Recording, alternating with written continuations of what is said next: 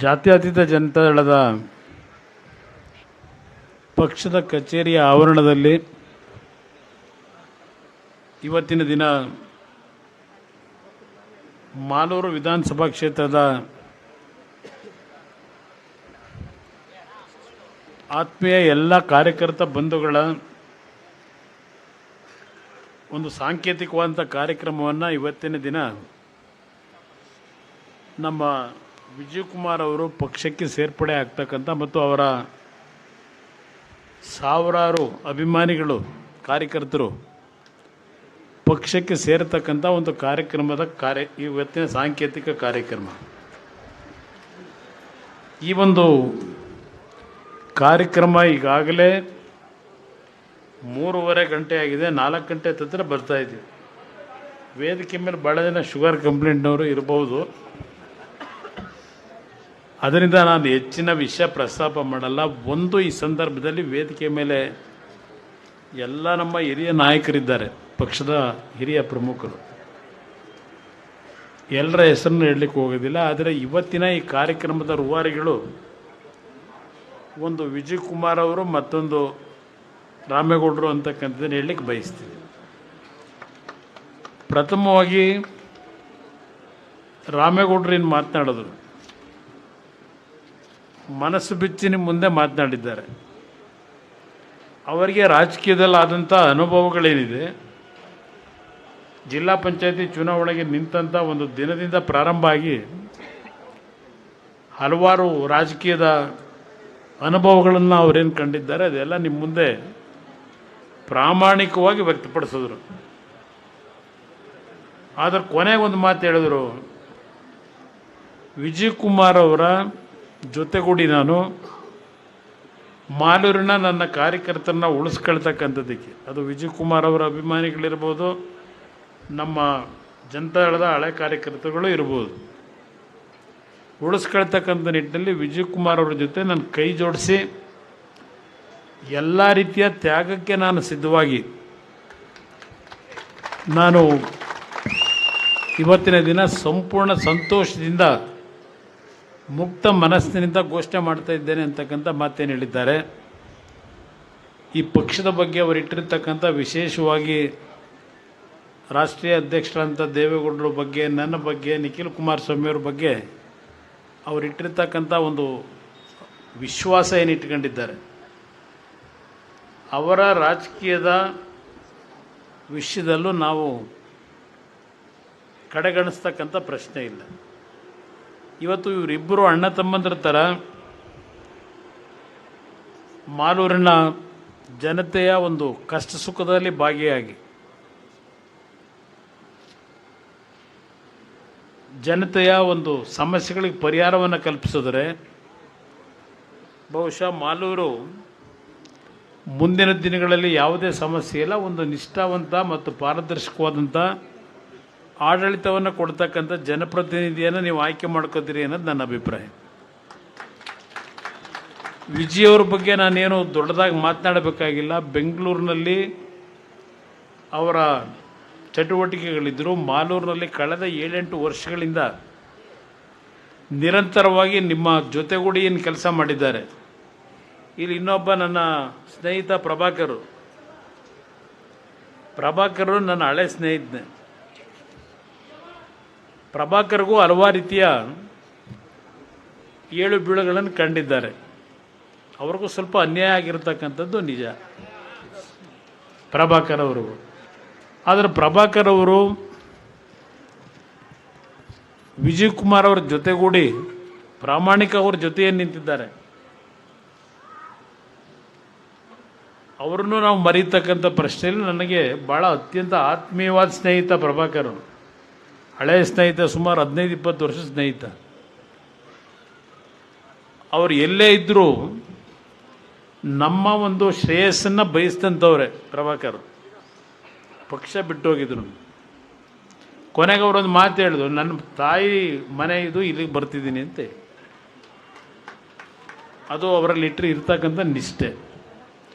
ಮಾಲೂರಿನಲ್ಲಿ ಬಹುಶಃ ಇವತ್ತಿನಿಂದ ಒಂದು ಹೊಸ ಬದಲಾವಣೆಯನ್ನು ಕಾಣ್ತಕ್ಕಂಥದ್ದಕ್ಕೆ ಇವತ್ತು ಮಾಲೂರಿನಿಂದ ಬಂದಿರತಕ್ಕಂಥ ನಿಷ್ಠಾವಂತ ಕಾರ್ಯಕರ್ತರು ನೀವೇನು ಬಂದಿದ್ದೀರಿ, ನಿಮ್ಮೆಲ್ಲರಿಗೆ ನಾನು ಅಭಿನಂದನೆ ಸಲ್ಲಿಸ್ಲಿಕ್ಕೆ ಬಯಸ್ತೀನಿ.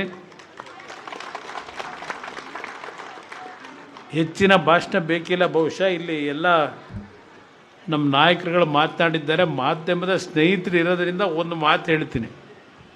ಸನ್ಮಾನ್ಯ ದೇವೇಗೌಡರು ಪಾಪ ಭಾಳ ನೋವಿನಿಂದ ಈ ರಾಜ್ಯಕ್ಕೆ, ಈ ಸಮಾಜಗಳಿಗೆ ನಾನು ಏನೇನು ಕೊಟ್ಟಿದ್ದೇನೆ ಅಂತಕ್ಕಂಥದ್ದನ್ನು ಪಾಪ ಅವರು ನಿಮ್ಮ ಮುಂದೆ ವಿಸ್ತಾರವಾಗಿ ಮಾತನಾಡಿದ್ದಾರೆ. ವಿಶೇಷವಾಗಿ ಮಹಿಳೆಯರಿಗೆ ತಂದಂಥ ಮೀಸಲಾತಿಗಳಿರ್ಬೋದು, ಹಾಗೂ ಹಲವಾರು ಸಮಾಜಗಳಿಗೆ, ಹಿಂದುಳಿದ ಸಮಾಜಗಳಿಗೆ ಯಾವ್ಯಾವ ರೀತಿ ನಾನು ಒಂದು ಕೊಡುಗೆ ಕೊಟ್ಟಿದ್ದೇನೆ ಅಂತಕ್ಕಂಥದ್ದು ನಿಮ್ಮ ಮುಂದೆ ಹೇಳಿದ್ದಾರೆ. ಇಲ್ಲಿ ಇವತ್ತು ವಿಜಯ್ ಏನಿದ್ದಾರೆ, ಇಲ್ಲಿ ಇನ್ನೊಂದು ಎಕ್ಸಾಂಪಲ್ ಹೇಳ್ತೀನಿ. ನಮ್ಮ ತಿಗಳ ಸಮಾಜದ ಮುಗ್ಧತನ ಏನಿದೆ ಅಂದರೆ, ತುಮಕೂರು ಜಿಲ್ಲೆಯಲ್ಲಿ ಒಬ್ಬ ಜಹಾಂಗೀರ್ ರವಿ ಅಂತ ಇದ್ದಾನೆ. ಬಹುಶಃ ನಿಮ್ಗೆ ಯಾರಾದ್ರು ನೆಂಟಸ್ಥಾನ ಇರ್ಬೋದೇನೋ. ತುಮಕೂರಿನಲ್ಲಿ ಒಂದು ಬಾರಿ ಹಠ ಮಾಡಿ ಟಿಕೆಟ್ ಕೊಟ್ಟೆ, 30,000 ಓಟ್ ತಗೊಂಡ. ಎರಡನೇ ಬಾರಿ ಮತ್ತೆ ನಿಲ್ಲು ಅಂತ ಹೇಳಿದೆ. ಅಯ್ಯೋ ಅಣ್ಣ, ನನ್ನ ಹತ್ರ ದುಡ್ಡೆಲ್ಲಿದೆ, ಸುಮ್ಮನೆ ನೀನು ನನಗೆ ಹಿಂಸೆ ಕೊಡಬೇಡ, ನಿಲ್ಲೋದಿಲ್ಲ ಅಂತ. ನಾನು ಚುನಾವಣೆ ಎದುರಿಸ್ತೀನಪ್ಪ, ನಿನ್ನ ಚುನಾವಣೆಗೇನು ಯಾವುದೇ ಸಮಸ್ಯೆ ಇಲ್ದಂಗೆ ನೋಡ್ಕೊತೀನಿ, ನಿಲ್ಲು ಅಂದ್ರೂ ನಿಲ್ಲದೆ ಮತ್ತಿನ್ಯಾರನ್ನು ಕರ್ಕೊಂಬಂದು ಅಭ್ಯರ್ಥಿ ಮಾಡ್ದೆ. ಅಲ್ಲಿ ಅವತ್ತು MLA ಆಗೋನು. ಇವತ್ತು ಈ ಒಂದು ಸಮಾಜಕ್ಕೆ ಇಲ್ಲಿಯವರೆಗೆ ಬಹುಶಃ ಒಂದು ರಾಜಕೀಯವಾದಂಥ ಸ್ಥಾನಮಾನಗಳಿಂದ ದೊರಕಿಲ್ಲ. ಊಡಿ ವಿಜಯಿಂದ ಅದು ಪ್ರವೇಶ ಆಗ್ತದೆ ರಾಜಕೀಯವಾಗಿ ಅಂತಕ್ಕಂಥದ್ದು ನನ್ನ ಅಭಿಪ್ರಾಯ. ಅದಕ್ಕೆ ನಮ್ಮ ಕೋಲಾರದ ನಮ್ಮ ಎಲ್ಲ ಪಕ್ಷದ ಮುಖಂಡರುಗಳು, ನಮ್ಮ ಮಲ್ಲೇಶಣ್ಣ ಲೋಕಸಭಾ ಸದಸ್ಯರಿದ್ದಾರೆ, ಇದು ಪ್ರಭಾಕರರು, ರಾಮೇಗೌಡರು ಮತ್ತು ನಿಮ್ಮಂಥ ನಿಷ್ಠಾವಂತ ಸಾವಿರಾರು ಕಾರ್ಯಕರ್ತರು ಅವರ ಬೆನ್ನೆಲುಬಾಗಿ ನೀವು ನಿಂತಿದ್ದೀರಿ. ನಿಮ್ಮ ಒಂದು ಶ್ರಮ, ನಿಮ್ಮ ಒಂದು ಆಶೀರ್ವಾದದಿಂದ ಇವತ್ತು ಈ ಸಮಾಜಕ್ಕೆ ಒಂದು ಶಕ್ತಿ ದೊರಕತಕ್ಕಂಥದ್ದಕ್ಕೆ ಮಾಲೂರಿನ ಜನತೆ ನಿಮಗೆ ಆಶೀರ್ವಾದ ಮಾಡ್ತಾರೆ ಅಂತಕ್ಕಂಥದ್ದು ನನ್ನ ಅಭಿಪ್ರಾಯ. ನಾನು ಮುಂದೆ ಮಾಲೂರಿಗೆ ಒಂದು ಬೃಹತ್ ಸಭೆ ಮಾಡಿ ಅಲ್ಲಿ ಅಧಿಕೃತವಾಗಿ ಕಾರ್ಯಕ್ರಮ ಸಮಾವೇಶ ಮಾಡೋದಿದೆ. ವಿಜಯ್ ಅವರು, ರಾಮೇಗೌಡರು, ಪ್ರಭಾಕರ್ ಅವರ ನೇತೃತ್ವದಲ್ಲಿ, ನಿಮ್ಮಗಳ ನೇತೃತ್ವದಲ್ಲಿ ಅಲ್ಲಿ ಭಾಳ ವಿಷಯಗಳನ್ನು ಅಲ್ಲಿ ಮಾತಾಡೋಣ. ನನಗೆ ಮಾಲೂರು ಭಾಳ ದೊಡ್ಡ ಮಟ್ಟದಲ್ಲೇ ವಿಷಯಗಳು ಗೊತ್ತಿರತಕ್ಕಂಥದ್ದು. ಇರೋರು ಎಲ್ಲರೂ ನನ್ನ ಸ್ನೇಹಿತರೆ, ಕಾಂಗ್ರೆಸ್ನಲ್ಲಿರೋರು ನನ್ನ ಸ್ನೇಹಿತರೆ, ಆತ್ಮೀಯ. ಇಲ್ಲಿ ಈಗ BJPಲಿ ಏನೋ ಓಡಾಡ್ತಿದ್ದಾರೆ, ಅವರಿಗೆ ಒಂದು ಜೀವ ಕೊಟ್ಟಿದ್ದು ಈ ಪಕ್ಷ ಜನತಾದಳ. ಹೊಸಕೋಟೆಯಿಂದ ಕರ್ಕೊಂಡೋಗಿ MLA ಮಾಡಬೇಕಾದ್ರೆ ಬಹುಶಃ ಹಲವಾರು ಜನ ಇದ್ದಾರೆ ಇಲ್ಲಿ. ಈಗ ವ್ಯಕ್ತಿಗಳ ಬಗ್ಗೆ ನಾನು ಚರ್ಚೆ ಮಾಡಲ್ಲ. ಆತ್ಮೀಯತೆ ಬೇರೆ, ರಾಜಕೀಯ ಬೇರೆ, ಸಂಬಂಧಗಳು ಬೇರೆ, ರಾಜಕೀಯ ಬೇರೆ. ಒಂದು ನಾನು ಈ ಕಾಂಗ್ರೆಸ್ ನಾಯಕರಿಗೆ ಒಂದು ಮಾತು ಹೇಳಕ್ಕೆ ಬಯಸ್ತೀನಿ. ಮೀಸಲಾತಿ ಬಗ್ಗೆ ದೇವೇಗೌಡರು ಚರ್ಚೆ ಮಾಡ್ತಾ ಇದ್ರಿ. ಈಗ ಈ ರಾಜ್ಯದಲ್ಲಿ ಕಳೆದ 8-10 ವರ್ಷಗಳಿಂದ ಹಲವಾರು ಸಮಾಜಗಳ ಮೀಸಲಾತಿಯ ವಿಷಯಗಳನ್ನೇ ಕೆದಕಿ ಎಲ್ಲ ಪಕ್ಷಗಳು ಯಾವ್ಯಾವ ರೀತಿಯಲ್ಲಿ ಸಮಾಜಗಳ ಒಂದು ಸಂಘರ್ಷಗಳು, ಅನುಮಾನಗಳು, ಅವಿಶ್ವಾಸವನ್ನು ಮೂಡಿಸ್ತಕ್ಕಂಥ ನಿಟ್ಟಿನಲ್ಲಿ ರಾಜ್ಯದಲ್ಲಿ ನಡೆದಿದೆ. ಇವತ್ತು ಮೊನ್ನೆ ಧಾರವಾಡದಲ್ಲಿ ನಮ್ಮ ವಿದ್ಯಾರ್ಥಿಗಳು, ನಿರುದ್ಯೋಗಿ ಯುವಕರು ಒಂದು ಹೋರಾಟ ಮಾಡಿದರು. ಅದಾದಮೇಲೆ ಆ ಹೋರಾಟದ ಹಿನ್ನೆಲೆ ಒಳಗೆ ಈಗಿನ ಸರ್ಕಾರ 75,000 76,000 ನೌಕರರನ್ನ ಆಯ್ಕೆ ಮಾಡ್ತೀವಿ, ಕೆಲಸ ಕೊಡ್ತೀವಿ ಅಂತಕ್ಕಂಥದ್ದನ್ನು ಏನು ಹೇಳ್ತಾರೆ. ಅಲ್ಲೂ ಸಹ ನಮಗೆ ಇದೆಲ್ಲ ತೊಂದರೆ ಆಗಿದ್ದಿಲ್ಲ ಅಂದರೆ ಇಷ್ಟೊತ್ತಿಗೆ ಭಾಳ ಜನಕ್ಕೆ ಕೆಲಸ ಕೊಟ್ಬಿಡುವು, ಏನೋ ಒಳ ಮೀಸಲಾತಿದು ಸರಿಪಡಿಸ್ಲಿಕ್ಕಾಗದೆ ಇದೆಲ್ಲ ಸಮಸ್ಯೆಗಳಾಗಿ ಉದ್ಯೋಗ ಕೊಡೋಕ್ಕಾಗಿಲ್ಲ ಅಂತ ಭಾಷಣ ಮಾಡೋರೆ. ಏನೋ ಕ್ಯಾಬಿನೆಟ್ಟಿಗೆ ತಗೊಂಡೋದ್ರು. ಇವತ್ತು ಕ್ಯಾಬಿನೆಟ್ ಏನಾಗುತ್ತೋ ಗೊತ್ತಿಲ್ಲ. ಇಲ್ಲಿ ನಮ್ಮ ವೆಂಕಟಸ್ವಾಮಿ ಅವರು ಬಂದು ಕೂತಿದ್ದಾರೆ ಈಗ ಇಲ್ಲಿ. ಅವರ ಒಂದು ಧ್ವನಿಯದ ಕೆಲಸ ಮಾಡಿದ್ದಾರೆ. ಇವತ್ತು ಆ ಒಳ ಮೀಸಲಾತಿಯ ವಿಷಯದಲ್ಲಿ ಇವತ್ತಿನ ಕ್ಯಾಬಿನೆಟ್ನಲ್ಲೂ ಬಹುಶಃ 2-3 ಗುಂಪುಗಳಾಗಿದೆ. ಅವರಲ್ಲೇ ವಿಶ್ವಾಸ ಇಲ್ಲ ಮಂತ್ರಿಮಂಡಲದಲ್ಲಿ. ಇವತ್ತು ಏನು ಮಾಡ್ತಾರೋ ಗೊತ್ತಿಲ್ಲ. ನಾನು ಒಂದು ಮಾತು ಈ ರಾಜ್ಯದ ಎಲ್ಲ ಸಮಾಜಗಳಿಗೆ ಒಂದು ಕರೆ ಕೊಡ್ತೇನೆ. ಒಂದು ಅವಕಾಶ ಈ ರಾಜ್ಯದಲ್ಲಿ ಯಾವ ಒಂದು ಮೀಸಲಾತಿಯ ವಿಷಯ ಇರ್ಬೋದು, ಹಿಂದುಳಿದರ ಬಗ್ಗೆ ದೇವೇಗೌಡರು ಕೊಟ್ಟಿರ್ತಕ್ಕಂಥ ಹಲವಾರು ರೀತಿಯ ಒಂದು ಶಕ್ತಿ ಏನಿದೆ, ಅವರಿದ್ದಂಥ ಅಧಿಕಾರ ಭಾಳ ಕಡಿಮೆ ಅವಧಿಯಲ್ಲಿ. ಇವತ್ತು ಈ ವೇದಿಕೆ ಮುಖಾಂತರ ಇವತ್ತು ಜಯಪ್ರಕಾಶ್ ನಾರಾಯಣ್ ಅವರ ಹೆಸರನ್ನೇನು ಹೇಳಿದ್ದಾರೆ ಇಲ್ಲಿ, ಈ ನಾಡಿನ ಜನತೆಗೆ ಒಂದು ಮಾತನ್ನು ನಾನು ಕೊಡ್ತೇನೆ. ಈ ರಾಜ್ಯದಲ್ಲಿ ಮುಂದಿನ ದಿನಗಳು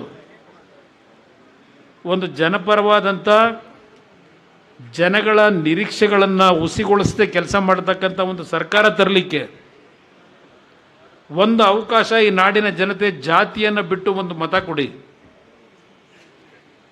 ಈ ಮೀಸಲಾತಿಯ ವ್ಯವಸ್ಥೆಗಳಲ್ಲಿ ಹಲವಾರು ರೀತಿಯ ಗೊಂದಲಗಳನ್ನು ಸೃಷ್ಟಿ ಮಾಡಿ ಪಾಪ ಅಹಿಂದ ನಾಯಕರು ಅಂತ ಹೇಳ್ತಾರೆ. ಯಾವ್ಯಾವ ಸಮಾಜಗಳಿಗೆ ಏನೇನು ಪಾಲು ಕೊಟ್ಟರು ಅಂತಕ್ಕಂಥದ್ದನ್ನು ಏನಾದರೂ ಪಟ್ಟಿ ಬಿಡುಗಡೆ ಮಾಡಿ ಅಂದರೆ ನಿಜವಾದ ಬಣ್ಣ ಅವರದು ಹೊರಗೆ ಬರ್ತದೆ ಜನಗಳ ಮುಂದೆ. ನಾನು ಯಾತಕ್ಕೆ ಇವತ್ತು ಈ ಮಾತು ಹೇಳ್ತಾ ಇದ್ದೇನೆ, ಇಲ್ಲಿ ಓಡಿ ವಿಜಿ ಇವತ್ತು ಈ ಪಕ್ಷಕ್ಕೇನು ಸೇರಿದ್ದಾರೆ ಒಂದು ಹಿಂದುಳಿದ ವರ್ಗದ ಸಮಾಜದಿಂದ. ಆ ಹಿನ್ನೆಲೆಯಲ್ಲಿ ನಿಮ್ಮ ಗಮನಕ್ಕೆ ತರ್ತಾ ಇದ್ದೇನೆ, ನಮ್ಮ ಪಕ್ಷಕ್ಕೆ ಜಾತಿ ಇಲ್ಲ. ಇವತ್ತು ನಮಗೆ ಬೇಕಾಗಿರೋದು ದೇವೇಗೌಡರು ಹೇಳಿದಂಥ ರೀತಿಯಲ್ಲಿ ಎಲ್ಲ ಸಮಾಜಗಳು ಒಂದು ಅಣ್ಣ ತಮ್ಮನ ರೀತಿಯಲ್ಲಿ ಅನ್ಯೋನ್ಯವಾಗಿ ಬಾಳ್ತಕ್ಕಂಥ ಒಂದು ಕರ್ನಾಟಕ ಸರ್ವ ಜನಾಂಗದ ಶಾಂತಿಯ ತೋಟ ಆಗಬೇಕು ಅಂತಕ್ಕಂಥದ್ದು. ಇವತ್ತು ಬೆಳಗ್ಗೆ ನಮ್ಮ ಸತೀಶ್ ಇಲ್ಲಿಂದ ಕೂತಿದ್ದಾನೆ, ಒಂದು ವಾಟ್ಸಪ್ಪಲ್ಲಿ ಯಾರೋ ಒಬ್ಬರು ಸಂದೇಶ ಹಾಕಿದ್ದ. ನಮ್ಮ ಸತೀಶು ತೋರಿಸ್ದ ನನಗೆ. ಆ ವಾಟ್ಸಪ್ಪಲ್ಲಿ ಏನಿದೆ ಅಂದರೆ, ಕುಮಾರಸ್ವಾಮಿ ಅವರು ಜಾತಿವಾದಿಗಳಲ್ಲ, ನಾನು ಜಾತಿವಾದಿ ಅವರೆಲ್ಲ ಅಂತ ಅಂದ್ಕೊಂಡಿದ್ದೆ. ಒಂದು ಬಾರಿ ನಾನು ಅವ್ರ ಮನೆಗೆ ನನ್ನ ಸಮಸ್ಯೆ ಹೇಳಲಿಕ್ಕೆ ಹೋದೆ. ಹಲವಾರು ಜನ ಇದ್ದರು. ಎಲ್ಲರ ಕಷ್ಟ ಸುಖಗಳನ್ನು ಶಾಂತಿ ಚಿತ್ತದಿಂದ ಕೇಳ್ತಾ ಇದ್ದರು. ಅಲ್ಲಿ ನಾನು ಇದ್ದಂಥ 1 ಗಂಟೆ ಅವಧಿನಲ್ಲಿ ನೀನು ಯಾವ ಜಾತಿ ಅಂತ ಯಾರನ್ನೂ ಕೇಳಲಿಲ್ಲ. ಅವರು ನಿಮ್ಮ ಕಷ್ಟ ಏನು, ನಿಮ್ಗೆ ಏನಾಗಬೇಕು ಅಂತಕ್ಕಂಥದ್ದನ್ನು ಕೇಳಿ ಪರಿಹಾರ ಅಲ್ಲೇ ಕೊಡ್ತಕ್ಕಂಥದ್ದು ಟ್ರೈ ಮಾಡ್ತಾಯಿದ್ರು. ನನ್ನ ಸರದಿ ಬಂದಾಗ ನನ್ನನ್ನು ಜಾತಿ ಯಾವುದು ಅಂತ ಕೇಳಲಿಲ್ಲ. ನಾನೊಬ್ಬ ಬ್ರಾಹ್ಮಣ ಸಮಾಜದವನು, ನನ್ನ ಕೆಲಸ ಮಾಡಿಕೊಟ್ರು, ನನಗಾದಂಥ ಅನುಭವ ಅಂತೇಳಿ ಅವನು ವಾಟ್ಸಪ್ಪಲ್ಲಿ ಹಾಕೊಂಡವ್ರೆ. ಇದು ನಾನು ಯಾಕೆ ಹೇಳ್ತಾ ಇದ್ದೇನೆ, ನಾನು ಆಕಸ್ಮಿಕವಾಗಿ ರಾಜಕಾರಣಕ್ಕೆ ಬಂದವನು. ನಮ್ಮ ತಂದೆಯವರ ಮಾತುಗಳನ್ನು ಕೇಳಿದೆ.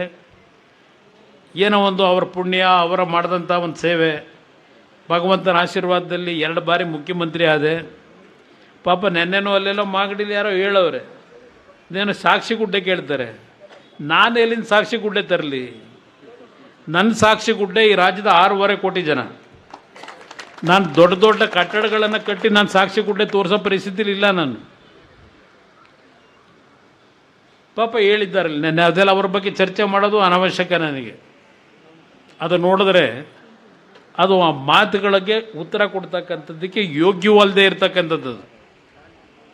ನಾನೇನು ಕೆಲಸ ಮಾಡಿದ್ದೇನೆ ಅದು ಈ ನಾಡಿನ 6.5 ಕೋಟಿ ಜನತೆಗೆ ಬಿಡ್ತೇನೆ. ನಾನು ಅದಕ್ಕೋಸ್ಕರ ಹೇಳ್ತಾ ಇದ್ದೇನೆ ವೇದಿಕೆಯಲ್ಲಿ, ಇನ್ನೂ ಒಳ ಮೀಸಲಾತಿ ವಿಷಯದಲ್ಲಿ ತೀರ್ಮಾನ ತಗೊಳಕ್ಕಾಗದೇ ಇರತಕ್ಕಂಥ 8 ವರ್ಷ ಮುಖ್ಯಮಂತ್ರಿ ಆಗಿ ಪಾಪ ದೇವರಾಜ ಅರಸು ಅವರ ದಾಖಲೆಯನ್ನು ಮುರಿದಾಕಿ ಇವತ್ತು ರಾಜ್ಯ ಆಳ್ತಾ ಇದ್ದಾರೆ. ಎಷ್ಟು ವರ್ಷ ಬೇಕು ನಿಮಗೆ? 8 ವರ್ಷ ಮುಖ್ಯಮಂತ್ರಿ ಆಗಿದ್ದೀರಲ್ಲ. ಈ ರಾಜ್ಯದಲ್ಲಿ ಇರ್ತಕ್ಕಂಥ ಆ ದಲಿತ ಸಮಾಜದ ಬಂಧುಗಳು ಇವತ್ತು ಅವರ ಒಂದು ಮೀಸಲಾತಿಯ ಬಗ್ಗೆ ನಡೀತಾ ಇರತಕ್ಕಂಥ ಈ ಗೊಂದಲಕ್ಕೆ ಎಷ್ಟು ವರ್ಷ ಬೇಕು ಸಿದ್ದರಾಮಯ್ಯನವರೇ ನಿಮಗೆ ಕೊಡಲಿಕ್ಕೆ? ಇದನ್ನು ಕೇಳಲಿಕ್ಕೆ ಬಯಸ್ತೀನಿ ಸಿದ್ದರಾಮಯ್ಯನವರಿಗೆ. ನಿಮ್ಮ ಅಧಿಕಾರ ಉಳಿಸ್ಕೊಳ್ಳಿಕ್ಕೆ, ನಿಮ್ಮ ಅಧಿಕಾರದ ಲಾಲಸೆಗೆ ಮಾತೆತ್ತಿರ ಅಹಿಂದ ಅಂತೇಳಿ ಬೇಕಾದಾಗ ಅಹಿಂದ ಹೇಳೋದು, ಅದು ಮುಗಿದ ಮೇಲೆ ಅವರಲ್ಲೇ ನೀವಿಲ್ಲೇ, ಇದು ನೀವು ನಡೆಸ್ಕೊಂಬಂದಿದ್ದೀರಿ. ಅದರಿಂದ ಹಲವಾರು ವಿಷಯಗಳಿದೆ ಚರ್ಚೆ ಮಾಡಲಿಕ್ಕೆ. ಇವತ್ತಿನ ಈ ಕಾರ್ಯಕ್ರಮದಲ್ಲಿ ಈಗಾಗಲೇ 4 ಗಂಟೆ ಆಗಿದೆ. ನಾನು ಸುದೀರ್ಘವಾಗಿ ಏನು ಮಾತನಾಡೋಕ್ಕೆ ಹೋಗಲ್ಲ. ಇವರ 3 ಜನ ಏನಿದ್ದಾರೆ ತ್ರಿಮೂರ್ತಿಗಳು, ಬ್ರಹ್ಮ ವಿಷ್ಣು ಮಹೇಶ್ವರರಾಗಿ ಮಾಲೂರು ಜನತೆಯ ಪರವಾದಂಥ ಕೆಲಸ ಮಾಡಲಿಕ್ಕೆ ಪ್ರಾಮಾಣಿಕವಾಗಿ ನೀವು 3 ಜನ ಒಗ್ಗಟ್ಟಾಗಿರಿ. ಇನ್ನು ಉಳಿದಿದ್ದನ್ನು ಭಗವಂತನಿಗೆ ಬಿಡ್ತಕ್ಕಂಥ ಕೆಲಸ ಮಾಡಿ ನಿಮ್ಮ 3 ಜನನ ಉಳಿಸ್ಕೊಳ್ತಕ್ಕಂಥದ್ದಕ್ಕೆ ಭಗವಂತ ನಮಗೇನು ಶಕ್ತಿ ಕೊಡ್ತೇನೆ ಅದನ್ನು ನಿಮಗೇ ದಾರಿ ಎರಿತೀವಿ. ಈ ಮಾತನ್ನು ಹೇಳಿ ಒಂದು ಕುಟುಂಬ ಥರ ಒಟ್ಟಿಗೆ ಹೋಗ್ತಕ್ಕಂಥದ್ದಕ್ಕೆ ಇವತ್ತು ಬಹುಶಃ ಇದು ಇವತ್ತಿನ ಮಾಲೂರಿನ ಈ ಕಾರ್ಯಕ್ರಮ ಜನತಾದಳ ಮುಂದಿನ ದಿನಗಳಲ್ಲಿ 20 ಸೀಟು 15 ಸೀಟು 30 ಸೀಟ್ ಏನು ಹೇಳ್ತಾ ಇದ್ದಾರೆ, ಅದೆಲ್ಲದಕ್ಕೂ ಉತ್ತರವನ್ನು ಕೊಡಲಿಕ್ಕೆ ತಯಾರಾಗ್ತಿದೆ ಅಂತಕ್ಕಂಥದ್ದನ್ನು ಮಾಲೂರಿನ ನಮ್ಮ ಜನತೆ, ಮಾಲೂರಿನ ವಿಜಯ್ ಅವರ, ರಾಮೇಗೌಡರ, ಪ್ರಭಾಕರ್ ಅವರ ಅಭಿಮಾನಿಗಳು, ನಮ್ಮ ಹಿರಿಯರೇನು ಬಂದಿದ್ದಾರೆ ಮಾಲೂರಿನಿಂದ, ಒಂದು ಸಂದೇಶವನ್ನು ನಾಡಿನ ಜನತೆಗೆ ತಲುಪಿಸ್ತಾ ಇದ್ದೀರಿ. ಅದಕ್ಕೆ ನನ್ನ ಧನ್ಯವಾದಗಳು. ನಿಮ್ಮೆಲ್ಲರಿಗೂ ನನ್ನ ನಮಸ್ಕಾರ. ಹಾಂ.